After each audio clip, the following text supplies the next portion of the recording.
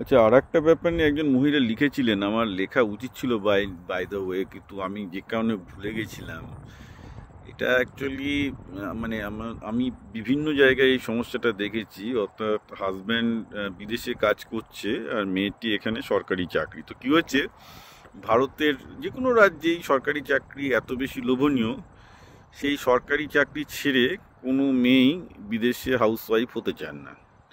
এবং এটা অনেক ফ্যামিলিতে রিপ তৈরি করে, উইচ ইজ ফ্যাক্ট। এবং স্বামীটিও কিছু বলতে পারেন না, কারণ বিদেশে যে চাকরি করতে মেয়েটি যে আসবে তার তো চাকরির কোনো গ্যারান্টি নেই। ওর থেকে পশ্চিমবঙ্গের মানে ইনফ্যাক্ট ভারতের সরকারি চাকরির আরাম হচ্ছে পৃথিবীর যে কোনো দেশের চাকরির থেকে আরাম। এবং আমেরিকায় কিন্তু সরকারি চাকরি পার্মানেন্ট না, যে কোনো সময় ছাড়িয়ে দিতে পারে, ওরা বেসরকারি চাকরির মতোই অনেকটা।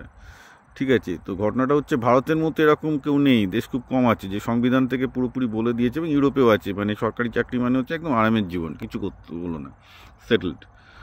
তো যার জন্য ভারতের সরকারি চাকরি ছেড়ে কেউ কোনোদিন বিদেশে বেসরকারি চাকরি করতে আসে না। ফলে যাদের বউরা ভারতে সরকারি চাকরি করছে, ছেলেটা হয়তো বিদেশে পোস্ট ডট করছে বা চাকরি পেয়েছে, তাদের বউরা তাদের সাথে জয়েন করতে যেতে পারে না, হয়তো অল্প সময়ের জন্য যায়। তো এই নিয়ে প্রচুর সমস্যা তৈরি হয়। এবং একজন মহিলা লিখেছেন যে আমার বিদেশ তো আমেরিকা তো ভালোই লাগে, কিন্তু চাকরি ছেড়ে, সরকারি চাকরি ছেড়ে, স্কুলের চাকরি ছেড়ে বিদেশে যাওয়া উচিত হবে কি না। আমি আর কি বলবো এসব প্রশ্নের, এগুলো দেখুন কোনো উত্তর হয় না।